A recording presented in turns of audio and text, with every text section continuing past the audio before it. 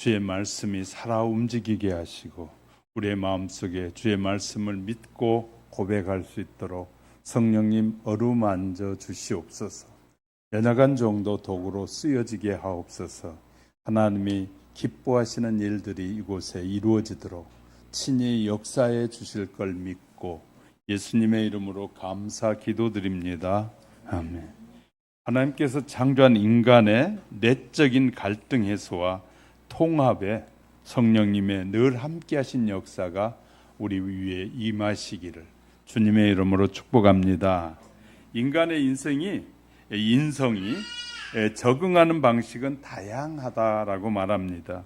그 중에 하나는 인성의 상반 요소, 심리학자들은 향상성이라고 부르는데 이 말은 무슨 말이냐면 우리 인생에는 반대와 또 참된 것이 이런 교차한다는 것이죠. 복합적으로 이렇게 이루어져 있다는 거죠. 그러니까 좋은 생각도 있고 나쁜 생각도 있고 좋은 에너지도 있고 나쁜 에너지가 있는데 그것이 잘 복합적으로 작용하는 것이 우리의 인성이다라고 심리학자들은 말하더라고요. 이 견해에 따르면 인간은 인성의 각종 문제와 장애가 생기면 미묘한 구조 내부에 불균형이 생기게 되는데 그 균형을 회복하는 것이 바로 육체적인 치료다라고 말하고 있습니다. 사람들을 대상으로 일하던 심리학자는 이 개념이 매우 유용했다. 그렇게 사람들을 치료해 보니까 사람들이 많이 치료되어졌다라고 말하기도 합니다. 인성의 내부의 상반 요소들을 통합하고 균형을 유지하기 위해서 그래서 우리는 기도를 배우고 기도하는 것이 너무너무 중요하다라고 말하고 있습니다. 특히 이런 기도를 영적 성장과 내면 치료를 위해 다른 방법과 합심해서 치유하는 큰 그림의 일부다라고 보기도 하거든요. 심리학자들은 사람들의 삶의 진정한 자유를 그렇게 할 때 주어지게 되더라라고 말하기도 합니다. 그래서 오늘 본문은 신앙생활을 시작하게 된 성도들이 이 신앙생활하다 벽에 부딪히는 느낌의 때가 있습니다. 그것은 과연 참된 그리스도인의 생활이 무엇인지에 대한 질문일 때 그런 생각을 하게 된다라고 말합니다. 그럼 참된 그리스도인이란 무엇을 말하느냐? 이는 자신의 모순을 발견하게 할 때와 또 다른 성도의 온전치 못한 모습을 목격할 때 동시에 그리스도인은 뭐냐라는 의구심을 갖게 된다라고 말하고 있습니다. 이 물음 속에 두 가지 의미가 담겨 있는데요. 어떤 원리와 행동, 성경이 말하는 원리는 이런 것인데 행동을 다르게 할 때, 또 진리는 이것인데 진리가 맞는데 진리를 따라 살지 않을 때 이런 갈등이 얼마든지 일어나게 된다라고 말하고 있어요. 우리는 진리는 분명히 진리인데 따라 살질 않아요. 그리고 원리가 있는데 성경이 말하는 원리가 있는데 원리와는 전혀 반대되는 행동을 하는 경우가 너무 많기 때문이죠. 사람이 자기 삶의 균형을 잃은 큰 부분은 우리가 그러면 어느 때 우리의 삶의 기준이 이 균형이 이렇게 떨어지는지 어떤 일들 속에서 이런 일이 많이 일어나느냐 하면 일과 가정. 요새 사람들은 젊은이들은 이 가정보다는 일을 더 소중하게 여깁니다. 가정을 포기하는 일이 있어도 일을 해야 된다는 말을 하는 사람들이 많이 있어요. 자녀를 안 낳는 일이 있어도 나는 나이가 하던 일을 포기할 수 없다. 이런 젊은이들이 많아요. 그런 젊은이들에게는 30년이나 50년쯤 지난 후에는 후회할 수밖에 없어요. 왜냐하면 자기 세대, 나이가 들었을 때 자기 세대의 문화를 다른 사람들이 와서 끌고 가버리기 때문에 어떤 결과가 오냐면 나는 남의 나라에 사는 결과를 가져오게 될 겁니다. 내가 자녀를 안 낳으면 대한민국은 다른 나라 사람들에 의해서 채워지게 될 거거든요. 그럼 다른 문화가 들어오게 되고 우리 고유의 문화는 다 잃어버리게 될 것입니다. 그렇기 때문에 전혀 다른 나라에 살아가게 될 것입니다. 자녀를 안 낳는 것이 자기에게 미치는 영향이 얼마나 큰지에 대해서는 전혀 고려하지 않는 거예요. 그러니까 나중에 가서 후회해봐야 그때는 돌이킬 수가 없게 돼. 돌이킬 수가 없게 돼. 그런데 너무 많은 젊은이들이 일과 가족에 대한 문제, 이 균형을 못 잡고 있고요.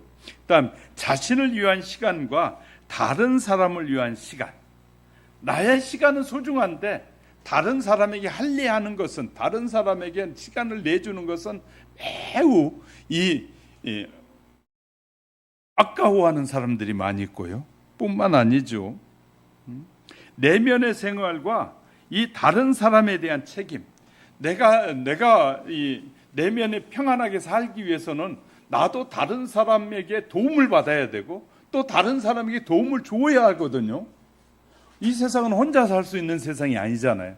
함께 살아야 되기 때문에 내만 소중한 것이 아니라 상대도 소중한데 나만 더 소중하다고 여기는 이런 문화 속에 살 때 심각한 이 균형 감각을 잃게 되는 것이죠. 또 이런 것도 있죠. 이 놀이와 일하기, 노는 것과 일하는 것. 요새 사람들은 일하기를 싫어해요. 노는 일은 좋아해요. 그러면 누군가가 일하니까 벌었으니까 그걸로 살게 되는 것이거든요. 그런데 다 젊은이들이 놀아버리면 미래가 없는 거예요. 서울에 이 35만 명의 젊은이들이 집에서 안 나오고 집구석에 앉아가지고 그냥 게임이나 하고 논다 그래요. 그러면 35만 명이나 되는 젊은이들이 집을 안 나오고 노는 만큼 국가적으로는 손해고 나중에는 자기가 스스로 자기의 책임을 져야 돼. 누군가가 돈을 버니까 사는데 35만 명이 놀면 이제 돈 번 시대가 다 없어지고 나면 자기가 못 벌어놨으면 자기가 책임져야 되잖아. 그럼 거지같이 살게 될 거거든요. 그런데도 일하기를 싫어하는 거예요. 그런 것들 때문에 많은 갈등이, 이 균형 감각이 잃어가고 있다는 것이죠. 우리는 이런 사회 속에서 하나님은 인간의 이성이 조각조각 나는 삶을 원하는 것이 아니라 우리에게 주신 하나님의 가치관 안에서 참 자아를 발견하고 잘 통합해 살기를 원하신다는. 그래서 이웃과도 관계도 잘하고 자기가 자기 시간도 할애하고 다른 사람도 서빙하고 돕고 이런 통합적인 관리를 잘하며 살기를 하나님은 원하시는데 우리는 자기에게만 자꾸 포커스를 맞추려는 사람들이 늘어나는 것은 매우 위험한 시대를 우리가 살아가고 있다는 것이. 그렇게 생각하는 것은 매우 위험한 생각이다라고 성경은 우리에게 가르쳐주고 있는 것입니다. 그러면서 하는 말이 내 삶이잖아요. 근데 내 삶이기 전에 하나님이 만드신 사람은 하나님의 삶이라는 걸 자꾸 놓쳐요. 그러니까 우리 인간을 만드신 분 하나님이라고 부정하니까 자꾸 그런 말 하는 거예요. 하나님이 사람을 만드셨다는 걸 인정한다면 하나님이 기뻐하는 삶을 당연히 살아야 되지 않겠어요? 그런데 우리는 하나님이 나를 만드셨다는 생각을 전혀 하지 않는 거예요. 그러니까 나를 만드신 분 누가 만들었든지 상관없지. 내가 사는 동안 내가 주인이다. 그것은요, 이 세상의 학자들이나 세상 하나님을 전혀 알지 못하는 사람들이 하는 말과 전혀 다를 바 없어요. 우린 기억해야 돼요. 하나님이 온 우주 만물을 창조하신 창조주라고 가장 기본이에요. 예수 그리스도를 나의 구주로 고백하는 사람은 하나님의 창조주 하나님을 내가 믿고 있고 섬긴다는 것이 기본이어야 돼. 근데 이 기본이 무너져 있는, 기본이 정리가 되어 있지 않으면, 이 기본이 정리되어 있지 않으니까 기본기가 없으면 언젠가는 자기의 그 연약함이 다 드러날 수밖에 없는 거예요. 신앙의 연약함도 다 드러나요. 시험을 통해서 드러나고 어려움을 통해서 다 드러날 수밖에 없단 말이에요. 이런 삶을 통합해서 이렇게 잘 균형을 이루길 원하신다고 하나님은 말씀하고 계셔요. 그래서 오늘 본문을 통해서 하나님은 우리가 하나님의 자녀들이 어떤 삶의 통합을 이루어서 정말 여러 가지 내적 갈등이 없이 살기를 원하는지, 그래서 그렇게 살기 위해서는 뭐가 필요한지 기도가 필요하다는 사실을 우리에게 말하고 있거든요. 그래서 바울을 통해서 예배소 교회 성도들이나 모든 성도들에게 모든 통합을 가장 잘하실 수 있는 분이 누구냐? 하나님이시다는 거예요. 우리를 만드신 하나님은, 모든 만물의 주인이신 하나님은 우리를 가장 잘 통합해서 이렇게 건강하게 살아갈 수 있게 하신 분이 하나님이시기 때문에 그 하나님께 기도하라 라고 말씀하고 있어요. 그래서 저는 여러분에게 내적 갈등의 해소와 통합을 위한 기도가 필요하다라는 제목을 붙이게 된 것입니다. 오늘은 통합에 초점을 맞추면서 성도의 인성 안에서 다양한 기능들을 구체적으로 이해가 필요합니다. 그 기능들이 성령님의 인도하심 안에서 온전히 이루어져 자라는, 그런, 어떻게 해야 그렇게 잘 자라서 하나님께 영광이 되는 삶을 살 수 있는지에 대해서 함께 나누는 시간에, 또 저와 여러분 속에 병든 우리의 이 균형을 잃은 것을 병든 것이라고 표현할게요. 균형을 잃어버린 병든 부분들이 균형을 딱 맞춰가는 그런 하나님의 사람들이 되어져 가시기를 주님의 이름으로 축복합니다. 첫 번째는요, 내적 성품의 갈등 해소를 요구하는 기도를 하라. 내적 성품의 갈등들이 참 많이 있어요. 본문 1절에 보면 주 안에서 갇힌 내가 너희를 고나노니 라고 바울은 말하고 있어요. 바울은 주의를 위해서 옥에 갇히게 된 것이에요. 특별히 이방인 사람들에게 복음을 전하는 일로 옥에 갇히게 된 것이 바울의 삶이었음을 사도행전 22장 이하에서 말하고 있어요. 그를 위해서 갇히고 그는 이방인을 위해서 일생을 바쳤어요. 따라서 그만큼 그의 권고는 호소력 있고 권위가 있는 말씀이에요. 또한 고린도 교회 성도들에게 권면할 때도 애타는 마음으로 이렇게 권고합니다. 고린도전서 4장 15절에 보면 그리스도 안에서 일만 스승이 있으되 아비는 많지 아니하니 그리스도 예수 안에서 복음으로써 내가 너희를 낳았음이라. 가르치는 선생은 많은데 아비와 같은 선생은 별로 없다는 거예요. 부모 같은 선생은 별로 없다는 거예요. 책임 안 진다는 거예요. 부모는 자식을 낳으면 자식에게 책임을 지으려고 하잖아요. 그런데 선생님은 책임을 안 진다는 거예요. 그거 배워서 네가 알아서 해 하고 말아버린다는 거예요. 부모는 배웠으니까 그렇게 살라고 강조하는데 선생은 그렇게 안 가르친다는 거예요. 그러니까 부모 같은 선생은 별로 없다는 거예요. 부모 같은 선생은. 물질적으로 좀 좋았다고 텔레비에 나와가지고 난 그 선생님 잊지 못해요. 그런 수준의 선생을 말하는 것이 아니라 그 인격이 변화되기를 원해서 정말 그를 위해서 기도하고 마음을 쏟는.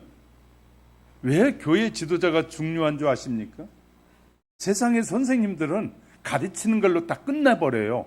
강단에서 가르치는 걸로 끝내버리고 더 이상 그가 어떻게 살든지 신경 안 써요. 교회 목회자는요, 설교하고 난 다음에 여러분을 위해서 기도를 해요.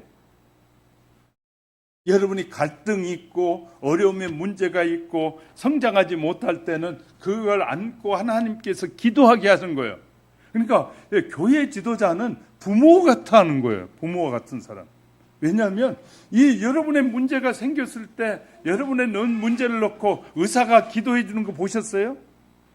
세상의 의사는요, 어떤 약을 써야 싸게 먹히고 내가 많이 이득을 얻을까?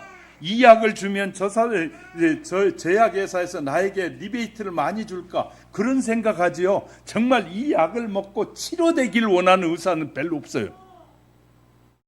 의사는 일부는 그런 의사들이 있어요. 정말 치료되기를 원하는 의사들이 있는데, 그래서 의사들이, 저도 병원에 계속 가지만 낫는 약을 주지 않아요. 낫는 약을 주지 않고 유지하는 약만 줘. 그러니까 예를 들어서 이 약을 먹으면서 이런 보조제를 먹으면 도움이 될 겁니다. 그런 말 안 해. 의사는 절대. 이 약만 먹으면 유지됩니다. 그 얘기만 해. 그 말은요, 그래야 당신이 계속 와야 내가 돈 벌고 삽니다. 그 말이에요. 조금 제가 비하했어요. 그러니까 우리가 잘 아셔야 돼. 정말 여러분이 치료되어서 건강한 삶을 살면서 웃고 가족이 행복하게 살기를 원하는 것은 세상에 선생님은 아무도 없어요. 그런 선생님. 가르치는 걸로 끝나. 그런데 교회 지도자는 여러분 한 사람 한 사람을 생각하면서 기도하거든요. 하나님, 이분은 이런 분의 영적인 문제들이 치료되기 원합니다. 육체도 치료되고 영혼도 치료되기 원합니다. 하나님, 그리고 이 문제를 극복하고 일어서서 평안하게 살고 하나님의 영광을 위해 살게 하옵소서 하고 여러분의 그 마음속 깊은 것까지 들여다보면서 기도하는 것은 교회 지도자 외에 없단 말이에요. 누가 그렇게 해주겠냐면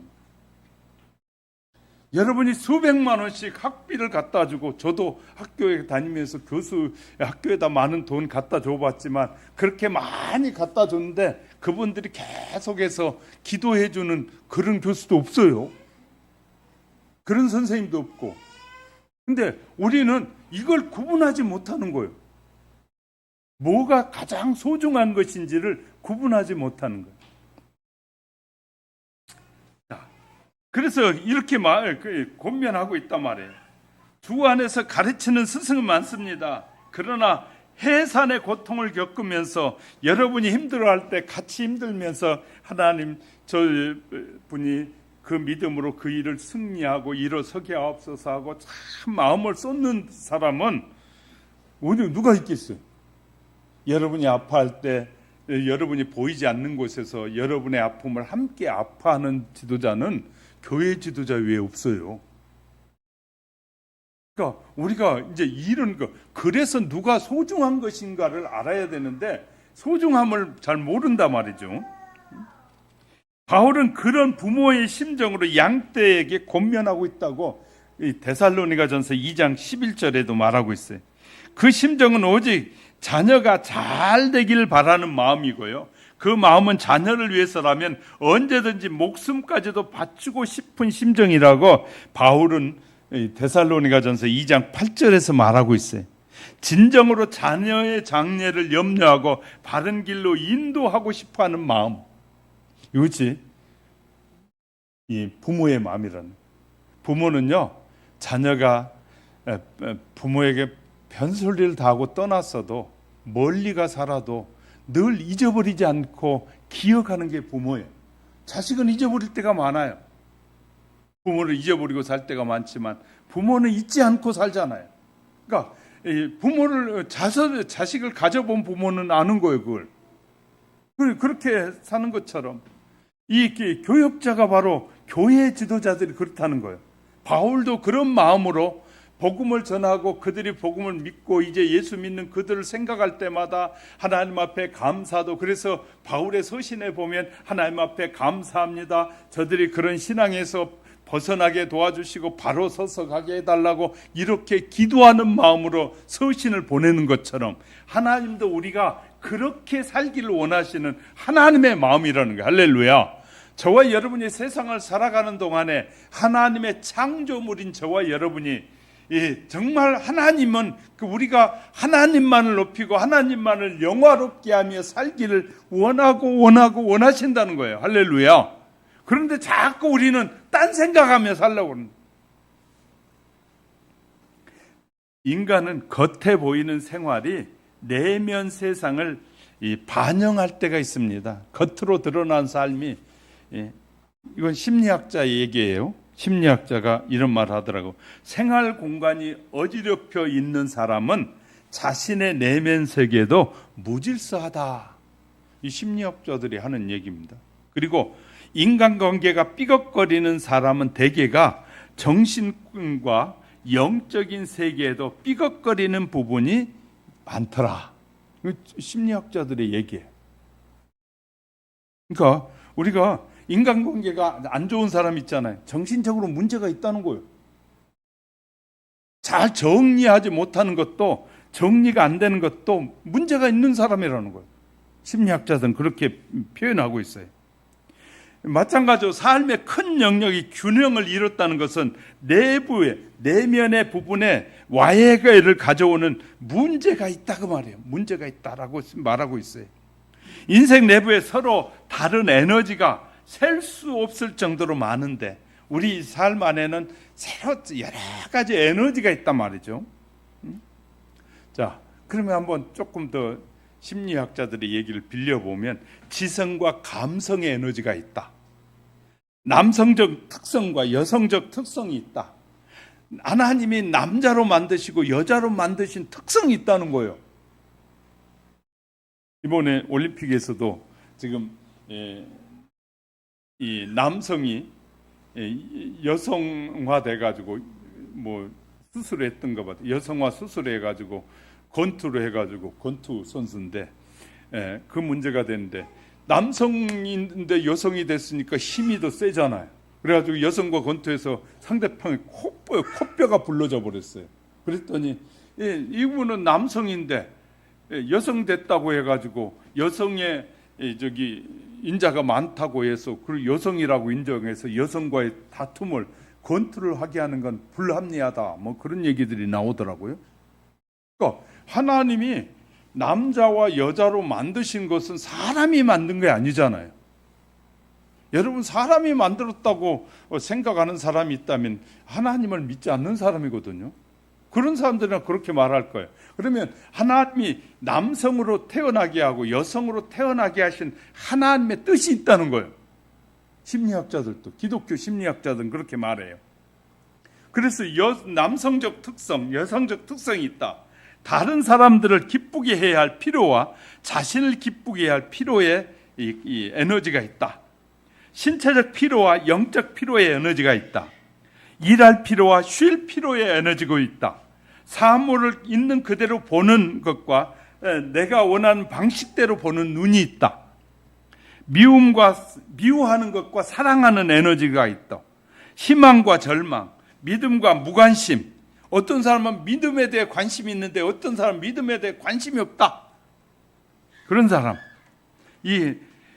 그러면서 내 모습 중에 내가 외적인 부분과 의식적인 개념들이 섞여 있다. 그러니까 우리가 이렇게 다양한 삶 속에 하나님이 우리를 만드실 때 다양하게 만드셨다는 거예요. 그 중에서도 관계의 문제와 영적인 문제, 심리적인 문제가 생겼다면 서로 반대되는 소요를 중에 균형을 잃은 것이다. 그러니까 가장 소중하게 보는 거, 심리학자들도 소중하게 보는 거, 관계 문제, 그 다음에 영적인 문제, 심리적인 문제, 이것이 세 가지를 더 소중하게 여기고 있어요. 균형이 깨지게 되면 문제가 생기더라. 그런 불균형의 이유를 인식하지 못했다는 것은 자기가 스스로 인정하지 그것을 깨닫지 못했다고 인정하는 것은 너무 중요하다. 그래서 그것을 인정한 사람은 하나님 앞에 기도하면 된다. 내가 불균형이 깨졌으니까, 에너지의 균형이 깨져서 내가 관계를 제대로 못한다든지 영적인 문제를 분별력이 없다든지 이런 것을 솔직하게 하나님 앞에 기도해라. 이렇게 우리에게 권면하고 있어요.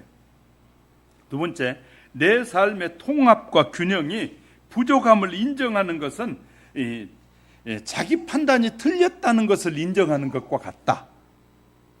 저는 심리학자 말을 지금 인용해서 여러분에게, 기독교 심리학자의 말을 인용해서 여러분에게 지금 설명해 가고 있는 거예요. 한 부분을. 자, 이런 것입니다. 자기 판단은 다 맞는데 늘 우리는 다른 사람의 판단은 틀렸다고 하는 이런 못된 고집, 교만은요 매우 위험한 것이에요. 우리는 모두 다 실수할 수 있다는 것, 내 판단이 틀릴 수도 있다는 걸 인정하지 않으면 이런 사람은 회개를 하지 않는다는 거예요. 그러면 내 판단이 틀릴 수 있다는 틀릴 수 있다는 걸 인정해야만이 회개가 가능한데, 내 판단은 정확하다라고만 자꾸 말하면서 다른 사람만 틀렸다 말하는 것은 매우 위험한 것이다. 위험한 것이다. 그래서 우리에게는 누가 필요하냐? 예수 그리스도가 필요하다. 이렇게 쓰고 있어요. 왜 예수 그리스도가 필요하냐? 왜? 예수 그리스도만큼 우리를 잘하는 분이 없는데, 그러면 왜 예수 그리스도가 그렇게 잘하시느냐? 절 보세요. 예수 그리스도를 믿으면 그분이 누구 안에 계셔요? 누구 안에 계셔요? 내 안에 있죠. 여러분 안에 있는 거야. 내 안에 있잖아요. 그죠? 목사인 내 안에만 있고 여러분 안에는 안 계시잖아요. 맞아요? 자, 왜 예수님이 그러면 그렇게 소중하느냐? 이제 심리학자들의 말은 그거예요. 너희가 예수 그리스도를 영접했다는 것은 예수님을 너희 마음에 모셨으니까 너희 마음의 균형이 깨지고 너희의 마음의 불균형을 이루는 것을 주님이 잘 아시지 않느냐. 그러므로 주님 앞에 주의 이름으로 기도하면 주님이 회복시켜 준다고 약속하지 않았느냐. 야, 이거 정말 기가 막힌 일이죠. 그죠? 자, 우리는 의사가든, 자, 요새요, 이 언론 조사해 보면 목사를 더 믿느냐, 의사를 믿느냐, 의사를 더 믿는다는 거. 웃기는 일이에요. 웃기는 일이에요. 과학자를 더 믿느냐, 목사를 믿느냐, 과학자를 더 믿는데. 웃기는 일이에요. 자, 과학자, 의사, 그 사람들 전부 다 돈 벌려고 하는 거예요. 목사가 돈 벌려고 하는 일입니까, 이게? 영혼을 살리는 일을 하는 거지.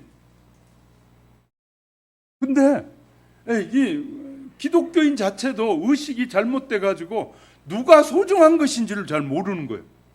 어떤 분들이 더 소중한 분인지를 우리가 인지하지 못하는 사람들이 너무나 많은 거예요. 가족도 이해하지 못하는 가족도 많은데,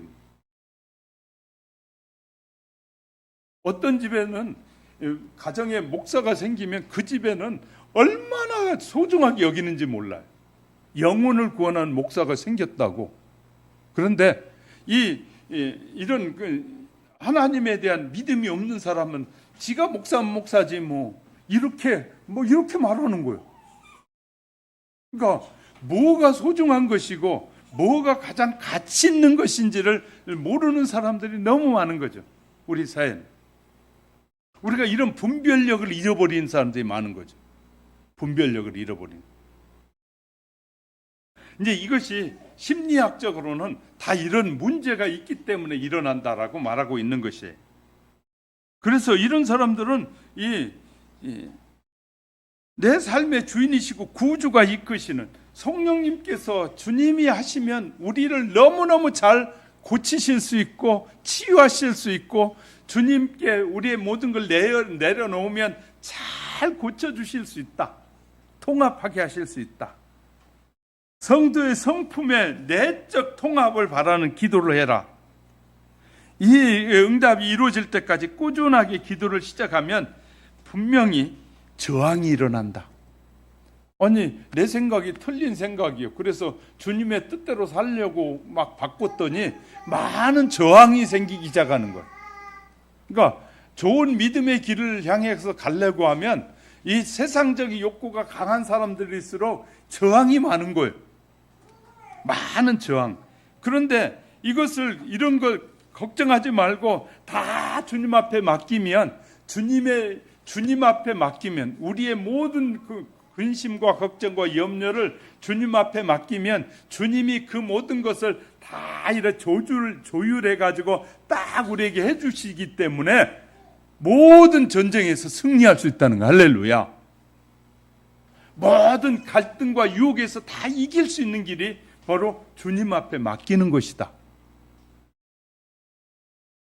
아멘 할 때까지 계속 하려고 그러지.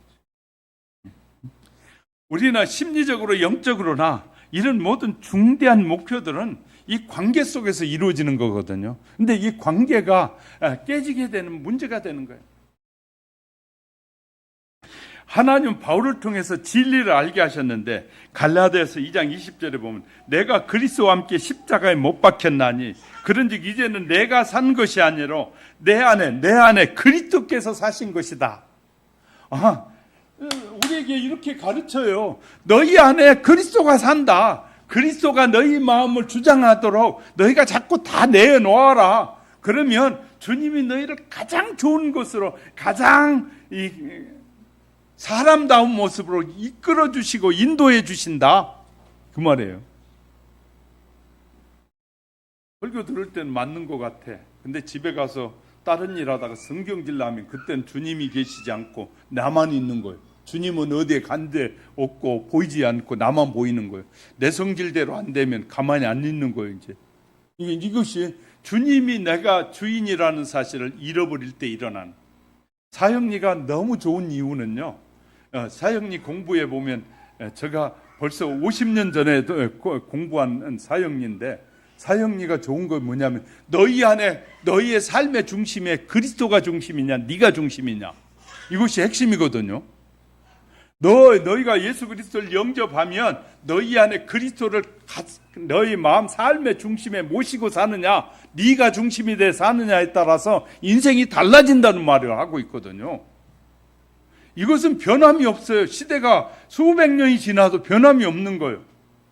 우리는 하나님의 약속은 이렇게 정확하고 변함이 없는데 사람들의 생각은 자꾸 바뀌어요.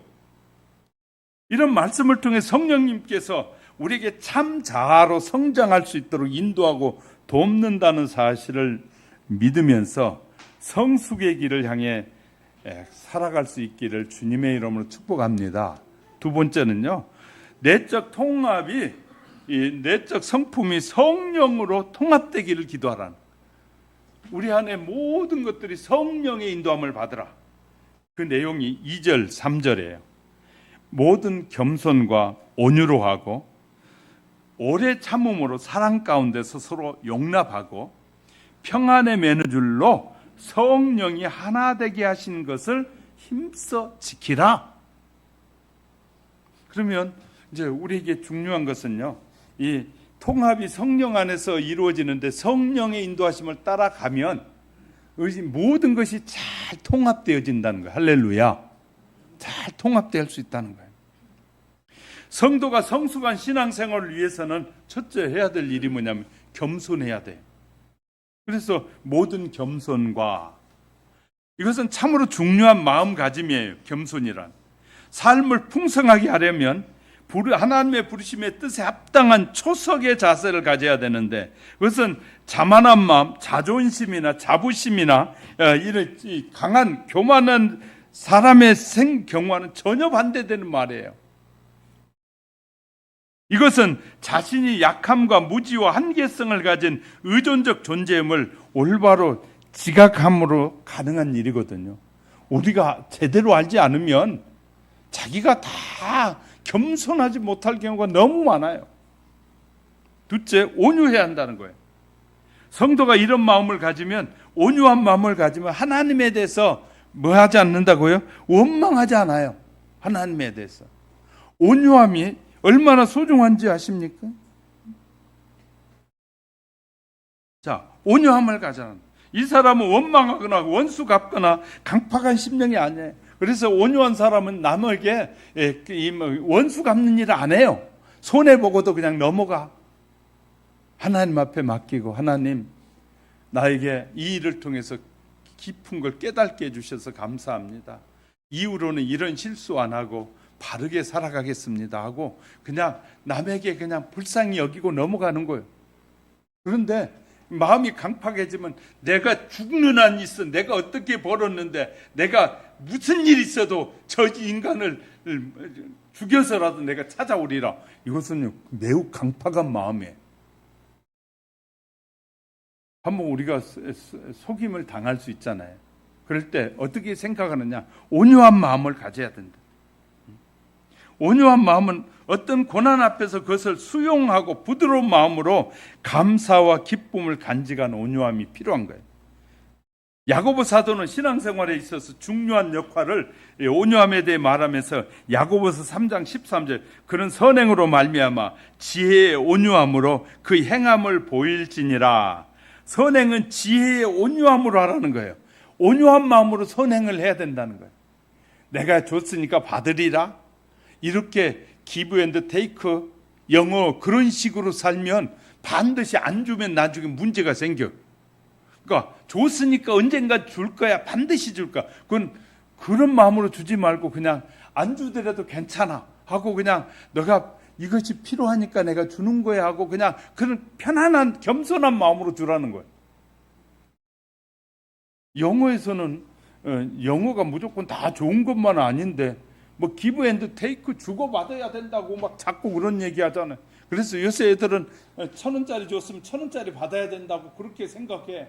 그래가지고 내가 생일 선물을 5,000원짜리 해줬잖아요. 근데 다음에 갔더니 저 친구가 나한테 선물을 3,000원짜리 해주면 이렇게 말해. 나 2,000원 미쳤다. 그렇게 말하는 거예요. 이 말이 내가 남에게 진짜 생일을 축하해 준 것이 아니에요. 이것은 진짜 생일을 축하해 준 것은 내가 비싼 거 해줘도 제가 어떤 걸 해줬든지 그걸 가치로 여기는 거 아니라 말이에요. 근데 가치로 여기는 사람들이 많아졌어요. 이제 이런 시대에 우리가 살고 있으니까 그렇게 되면 갈등이 있는 거야. 아, 이제 저 친구가 나를 좋아하지 않는가 봐. 저 친구는 나를 내가 좋아하는 만큼 안 좋아하는가 봐. 이렇게 자기 혼자의 생각으로 문제가 일어나기 시작하는 거예요. 그러면 관계가 문제가 생겨요.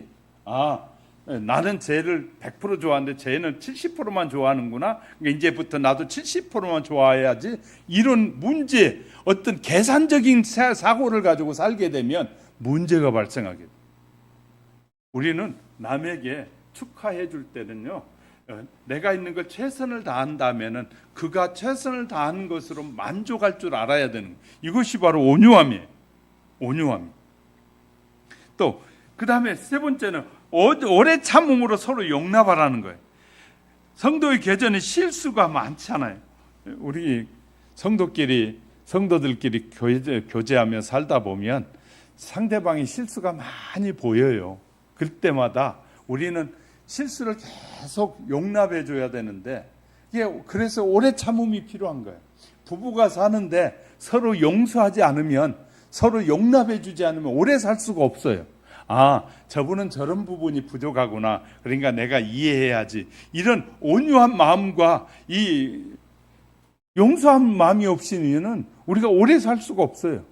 자, 왜? 상대방이 나하고 다르잖아요. 내 생각과 저 사람 생각이 하나님이 다르게 만들어 놨는데 내 생각에 다 맞추라고 말하는 것은 이건 너무 잘못된 것이에요. 왜냐하면 각자가 다 다를 수 있잖아요. 서로 맞춰가는 삶이 필요한 것인데 맞추려고 하지 않고 그냥 내 뜻대로만 다 맞춰 하고 말하는 것은 교만한 일일 수 있단 말이에요. 그래서 뭐라고요? 서로 오래 참을 용납해라. 예, 그래서요, 오래 참기 위해서는, 서로 용납하기 위해서는요, 서로 용납해주기 위해서 오래 참아야 되고, 또 두 번째는 사랑하는 마음으로 해야 된다는 거예요. 그러니까 서로를 사랑하는 마음이 없으면 늘 문제가 생겨요. 오늘날 이혼 소송하는 많은 사람들은 결혼할 때는 그렇게 좋다고 난리를 치다가 이혼할 때는 대부분의 사람들이 성격 차이래. 성격이 안 맞아서. 그러면 이렇게 연애할 때도 성격이 맞았느냐? 안 맞은 거예요. 그랬는데도 그때는 분별력이 없는 거예요. 사랑하니까 분별력이 없었던 거예요. 근데 이제 제정신을 차리고 보니까 허물이 많이 보이는 거예요. 그러니까 그때는 용서하기 싫은 거예요. 그러니까 이제는 성격 차이네 뭐니 하고 말하는 것은요, 자기가 실수했다는 사실은 전혀 인정하지 않는 거예요. 자기가 저 사람을 선택하기 위해서 그 사람의 허물까지도 볼 줄 알아야 되는데 허물을 못 보고 나서 나중에 보니까 이제 성격 차이라는 말을 하는 것은 자기 그 말을 하는 사람이 실수한 것이거든요. 실수에 대한 책임은 자기가 져야 되는 건데 남에게 지우는 거예요. 아주 나쁜 사람들이에요. 이런 사람들은. 실수는 자기가 해놓고 성격 차이로 헤어지자고 말하는 것은요, 이 자기가 잘못된 실수를 남에게 돌리는 거예요. 이제 책임 전가하는 것, 이것은요 아주 나쁜 성격 중에 하나입니다. 그런데 심리학에서도 이렇게 말해요. 우리가 나쁜 사건이 생기면 이 우리의 몸에 이것이 기억되어진다는 거예요. 생리학자들에 따르면 이 몸은 신경세포와 뇌세포가 있는데, 신경세포와 뇌세포는 낮은 전류에 의해서 흘러가게 된다. 움직인다 그 말이에요. 전류에서 움직이는데, 생각과 감정과 행동을 반복하는 동안에 이 전류는 대뇌에 이 피질에 흔적을 남긴다네. 그래서 우리가 나쁜 것이 기억되지 않아요. 기억되면 좋은 것은 금방 잊어버리는데 나쁜 것은 안 잊어버려. 그래가지고 10년이 돼도 20년이 돼도 또 나오고 그래. 심리학자는 이렇게 말하고 있어요. 나쁜 기억들을 하나님께 맡기면서 잊게 해달라고 기도하라는 거예요. 자, 나쁜 기억을 오래 간직하고 있으면 관계가 회복이 안 돼. 그러니까 뭐 하라고요? 심리학자들은 나쁜 그 기억들을 하나님 앞에 맡기면서 기도하라는 거예요. 그것이 온유해지고 나쁜 기억이 사라지도록. 아멘을 안 하니까 뭐 듣는 것인지 안 듣는 것인지 너무 심리학적으로 너무 깊이 내가 얘기하는 건지, 가능하면 굉장히 쉽게 하려고 지금 애를 쓰고 있는데 제가 설명을 잘 못하는 건지 하여튼 모르겠습니다만, 하여튼 저도 분별이 지금 안 돼. 하여튼 우리가 중요한 것은 그런 것이에요. 무엇보다는 마음의 중심에 지성과 의지와 상상과 기억, 이것이 잘 조화를 이루어야 되는데, 조화가 이루어지지 않으면 자꾸 왜곡된 삶을 산다는 거예요. 그래서 어떤 사람은 이미지에 빠져 살아. 그냥 그런 이미지에 쭉 빠져가 살아. 그래서 어떤 사람은, 그러니까 이제 현대판으로 설계해 볼게요. 어떤 사람은 연예인에 빠져 살고, 어떤 사람은 가수에 빠져 살고. 아니, 남편이 있는데 가수를 더 좋아한다고, 내가 좋아하는 가수 보러 가야 돼, 여보 당신 알아서 밥 먹어 하고 가면 되겠어요, 안 되겠어요? 근데 요새 그런 남자도 많고 여자도 많어. 자기가 좋아하는 일 때문에 자기가 해야 될 일도 안 하고 먼저 챙기는 거예요, 그쪽을. 거기에다가 수백만 원씩 수천만 원씩 챙겨요. 웃기는 일이에요. 그럼 관계가 무너지는 것이거든. 왜냐하면 균형을 잃어버린 거예요. 그러니까 균형을 잃어버리면 한쪽에만 그냥 빠져가지고 정신을 못 차리는 거예요. 그러니까 이단에 빠진 사람들도 상당수가 이 이단의 교주에 빠는 거거든요. 이단들이 말하는 그 교주의 이 입에 놀아나는 거예요. 사탄이 그 일을 통해 역사하거든요. 그러니까 교주들이 말하는 그거 막 믿어. 그래가지고 저한테도 오면 하는 말이 자기 교주가 뭘 말했다는 거예요. 성경이 말했다는 걸 말하지 않고 교주가 이렇게 성경을 해석했다는 거예요. 교주의 성경 해석이 잘못된 걸 기억하지 못해요. 그러니까 우리가요, 사람에게 빠진 거거든요. 교주에게 빠진 거예요. 그래서 이단들일수록 교주 말에는 대단히 집중해. 이단들일수록. 자, 가르치는 밑에 사람들, 가르치는 사람들 필요 없어. 교주 말이 곧 성경이 돼버려, 그들은. 여러분, 제가 이렇게 여러분에게 가르쳐요. 제가 설교해도 여러분들이 성경을 다시 보고 성령의 도움을 받으시면, 저보다 더 잘 가르치신 성령님의 도움을 받으면 더 성경을 바로 알게 될 거예요. 할렐루야. 저는 잘못할 수도 있어요. 여러분의 이해를 다 개인에 따라 이해를 다 시키지 못할 수 있지만, 성령님은 모든 사람의 개개인에 따라 성경을 이해할 수 있도록 구하고 찾고 알고자 하면 가르치신 하나님이. 할렐루야. 그래서 성령님의 인도함을 받는 게 너무 중요해. 제가 여러분에게 설교해도 여러분이 이해가 되지 않으면 그 본문을 다시 성령님께 기도하면서 읽고 성령님께서 깨닫게 하는 대로 사십시오. 중요한 것이에요. 제 설교가 100% 이것은 진리라 저렇게 말할 수 없어요. 그 부분을 가능하면 쉽게 해석하고 많은 사람이 이해할 수 있도록 해석하려고 애를 쓰는 뿐이에요. 저는 가능하면 이 성경이 말하고 싶어하는 그 원문의 의미를 가능하면 많이 이해시키려고 노력하는 지도자일 뿐이에요. 가장 잘 알게 하신 분은 성령님이에요. 성령. 자, 이 생리적 차원에서도 체내의 호르몬들이 그 분비물이 어느 호르몬이 많이 나오느냐에 따라 달라진다는 거예요. 이제 여러분이 이제 이런 얘기하면 의사들이 하는 얘기들 많이 나오게 되잖아요. 저에게서. 자, 호르몬도 나오죠. 뭐 이 다양한 얘기들을 하잖아요. 자, 이런 갖가지 문제는요. 어떤 호르몬이 좋은 호르몬이 많이 나오냐, 나쁜 호르몬이 많이 나오냐에 따라서 나쁜 호르몬이 많이 나오면 사람이 악한 쪽으로 가고 좋은 호르몬이 많이 나오면 좋은 쪽으로 가고 호르몬의 작용이 많다고 또 하잖아요. 그죠? 그러니까 이게 너무너무 중요한 것이에요. 자, 그런데 자신과 세상 사이의 균형을 위해서 늘 기도해야 된다는 거예요. 우리는요, 기도하게 되면 하나님이 우리를 가장 좋은 사람으로 만들어 주신다고 심리학자들도 말하고 있어요. 그러므로 저와 여러분이 정말 하나님 앞에 늘 기도하는 것이 얼마나 중요한지 몰라요. 예수님이 얼마나 단호하고 신속하게 우리의 기도에 응답하시는 분인지 몰라요.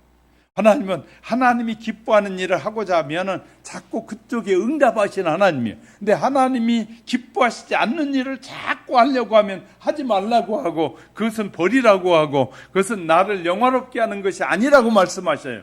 근데 우리는 하나님을 영화롭게 하는 일을 안 하려고 하고 자꾸 자기가 좋아하는 일만 하려고 자꾸 하다 보니까 신앙의 갈등이 자꾸 생기는 것이에요. 예수님만큼 우리를 잘 알고 예수님만큼 세상을 잘 알고 예수님만큼 온 세상을 잘 아시는 분이 누가 있겠어요? 우리는요 잘 아셔야 됩니다. 하나님이 온 세상을 창조하셨다고 그렇게 말하고 성경 전체를 잘 읽어보면요 성경 전체가 세상에 대한 얘기예요. 다 이런 세상에서 너희를 구원하시기 위한 하나님의 계획이 이거다라고 말하는 거예요. 그러니까 성경을 읽으면 세상이 다 보이는 거예요. 세상의 뉴스 안 듣고 안 봐도 성경을 부지런히 읽으면 세상이 다 이렇게 구별되어지게 되어 있어요. 왜냐하면 하나님은 그렇게 지금 세상에 대해서 우리가 어떤 세상에서 살고 있는지를 말하고 있는 거잖아요.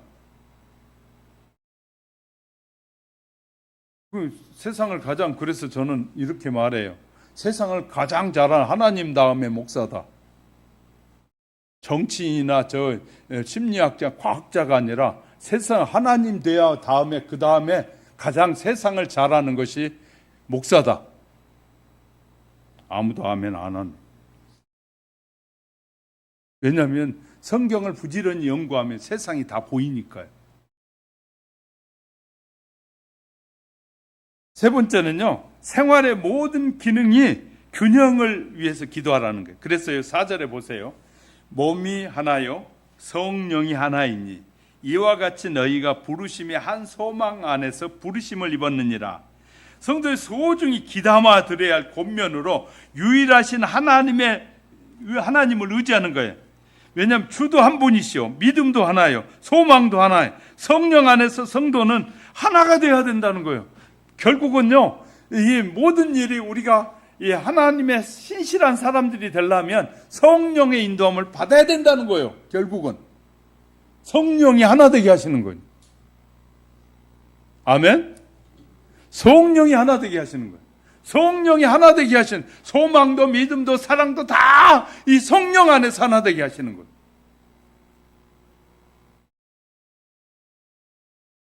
자, 그래서 예수님은 이제 분열은 불신앙의 소치다 그렇게 말하면서 예수님께서 누가복음 21장 17절에 스스로 분쟁하는 나라마다 황폐하여지며 스스로 분쟁하는 집은 무너지느니라. 교회에서 분쟁이 일어나잖아요. 그러면 그 교회는 무너지는 교회가 되는 거예요. 나라도 분쟁이 일어나잖아요. 무너지는 거예요. 제가 왜 대한민국이 위험하다고 자꾸 말하냐. 여야가 계속해서 대치 상황에 가잖아요. 저렇게 한치 양보도 없이 서로 대치하면 그 나라는 망하는 나라예요.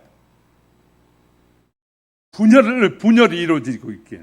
하나가 돼도 사탄을 이길 수가 없는데 자꾸 지들끼리 서로 찢고 짜누고 내 뜻이 아니면 무조건 남의 상대방의 뜻은 받아들여지지 못하는 그런 정치를 하면 그 나라는 망하는 길을 향하고 가고 있는 거예요.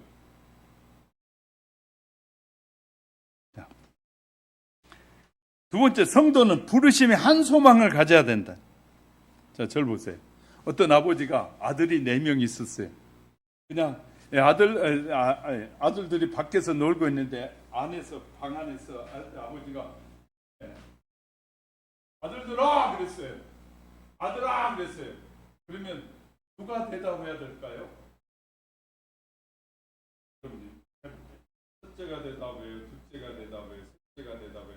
넷째가 대답해요. 누가 대답해요? 아들아 그랬어요. 누가 대답해야 돼요? 분별력이 없는 사람들은 큰아들 해야죠 그럴지 모르지만 아들아 했으면 내 아들이 다 대답해야 맞잖아요. 그죠? 아들아 하고 불렀으면 내 아들이 다 대답해. 자, 그러면 하나님이 부르시면 저도 대답해야 되고 여러분도 대답해야 돼요. 나만 대답해야 돼요. 하나님이 말씀이 이렇다 그러면 나만 그래야 돼요. 여러분도 그래야 돼요.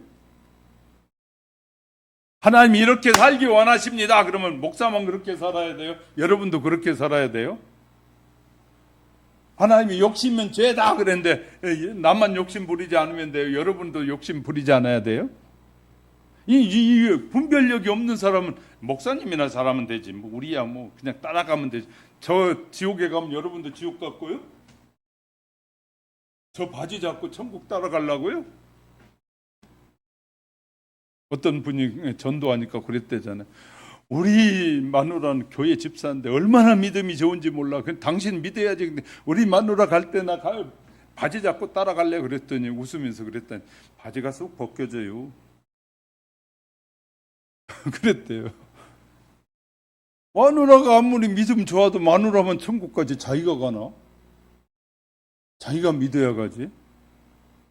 그러니까 우리는 이런 헛된 생각에 빠져 있는데 우리는 그거 그 의미 있는 말이거든요.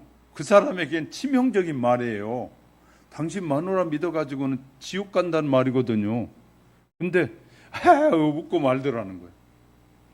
그러니까 우리가요, 이 무엇이 심각한 말이고 무엇이 심각하지 않는 말인지도 구별하지 못하면 안 돼요. 우리는 하나님의 말씀 속에서 들으면서 어떤 것이 심각한 것이고 어떤 것이 심각하지 않는 것인지 우리는 구분해내야 하거든요. 일치와 하나됨은 교회에 대한 주님의 명령이에요.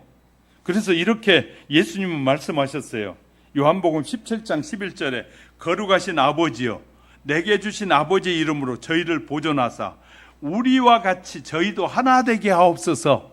예수님이 기도하시면서 성부와 성자와 성령 하나님이 하나 된 것처럼 모든 하나님의 자녀들도 하나가 되게 하옵소서 그랬는데 우리는 목사님이 생각 다르고 집사님 생각 다르고 권사님 생각 다르고 내 생각과 목사님 생각 달라도 괜찮지요? 그러면 안 되잖아요. 같아야 된다니까요. 성령님이 한 성령이시니까 하나가 돼야 된다는 거예요. 그러니까 저와 여러분이 이제 우리 이 교회에 오셔서 여러분이 열심히 신앙생활하면서 저의 믿음 같이 여러분의 믿음도 이렇게 달라져야 돼요. 그리고 하나가 돼야 돼요.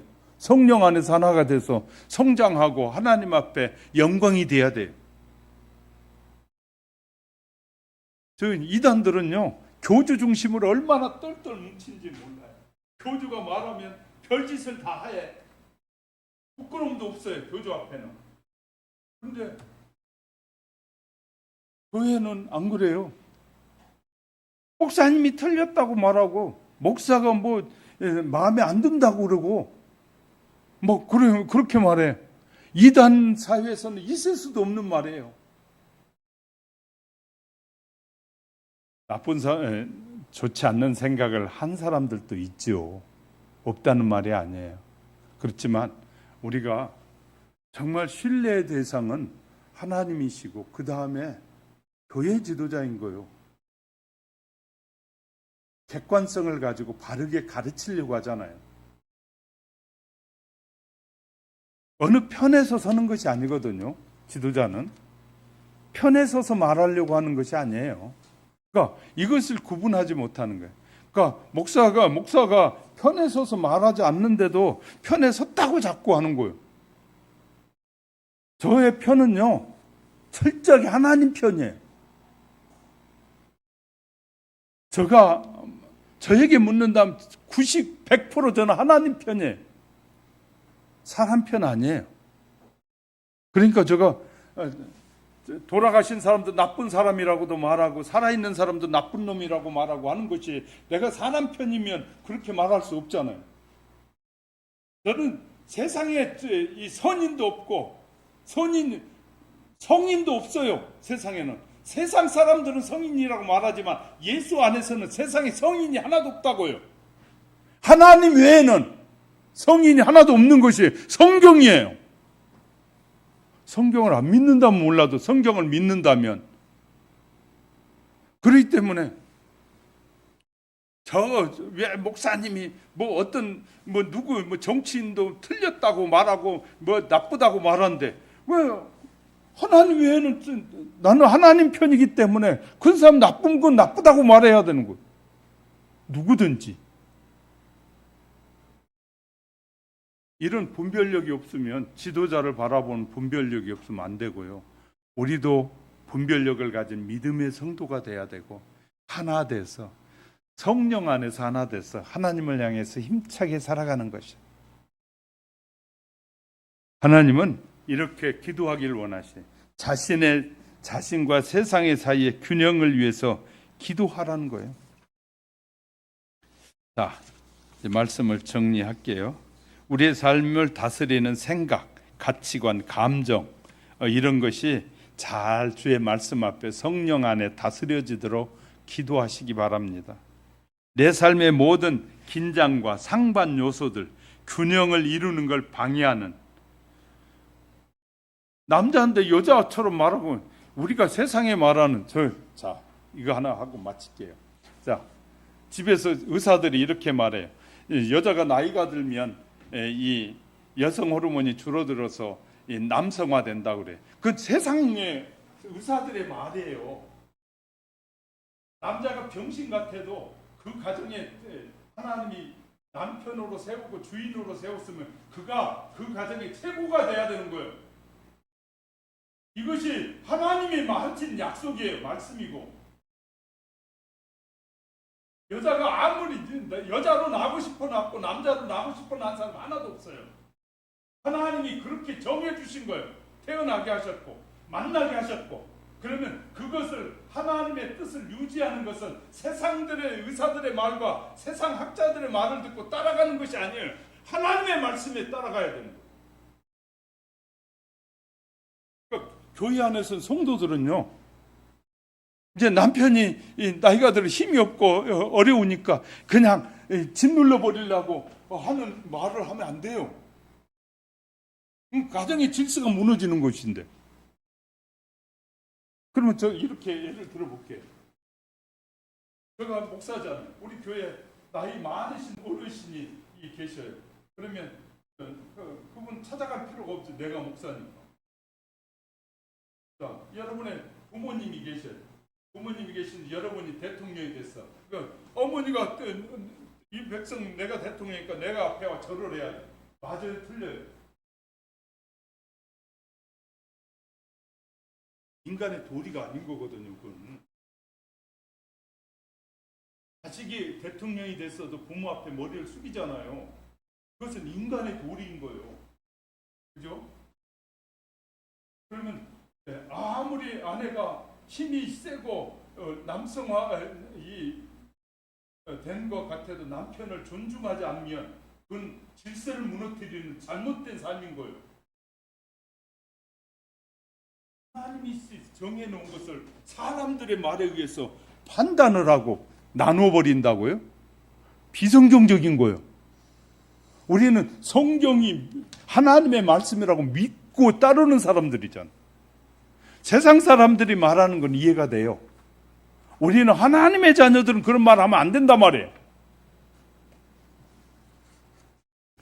세상 말과 하나님의 말씀이 구분도 못하고 막 말하고 살면 안 되는 것이, 그러면 세상 사람들부터 우리가 멸시를 받게 돼요. 천대를 받게 돼요. 저와 여러분의 짧은 인생은요, 잠시지만 하나님 앞에 살 날은 영원한 삶이 기다리고 있어요. 그걸 믿는다면 우리는 하나님의 뜻에 짧은 인생 동안에 확실하게 바르게 정리되어 있어야 돼요. 그래야 천국에 가서도 하나님 앞에 대꾸하지 않게 될 거예요. 세상에서 자꾸 대꾸 많이 하는 사람은 하나님 앞에도 대꾸하다가 쫓겨나게 될 거예요. 우리는요, 늘 하나님 앞에 늘 바로 살기 위해서 힘쓰고 애쓰는 저와 여러분. 자, 이제 말씀을 정리했어요. 눈을 감으시고요. 자, 여러분은 문제와 어려움들을, 갈등들을 하나님 앞에 맡기고 있습니까? 여러분 앞에 있는 부부간의 갈등의 문제, 사업의 갈등의 문제, 또 부모와 자식의 갈등의 문제, 사회 사람들과 갈등의 문제들, 이 문제를 가지고 주님 앞에 내려놓고, 주님, 이런 문제들 해결해 주시고, 이런 부분에서 내가 하나님의 자녀답게 어떻게 살아야 되는지를 고민해 보시지 않겠습니까? 그렇다면 여러분은 좋은 믿음의 사람으로 자라가고 있는 것이고 성장해 가는 것입니다. 내가 어떻게 해야 사람들과 좋은 관계도 맺고 하나님을 높이고 찬송할지, 여러분 어떻게 해야 이 하나님이 짝지어준 이 부부 관계를 계속 유지해 갈지, 용서하지 않고 이 과거의 아픈 상처들, 과거에 잘못된 것들이 가슴에 남아있어 가지고 조금만 기분 나쁘면 과거의 문제를 드러내 가지고 또 서로 언쟁하고 싸우는 문제가 아니라, 하나님 과거의 나쁜 기억들은 깨끗이 지워버리게 하옵소서, 잊어버리게 하시고 좋은 기억만 가지고 살아가게 해달라고도 기도하셔야 돼요. 과거 때문에 한 걸음도 앞으로 못 나간 사람들이 많아요. 이런 아픔들을 하나님이 어루만져 주시고 치료해 달라고 여러분 기도하시지 않겠습니까? 우리 잠시 한번 기도하십시다.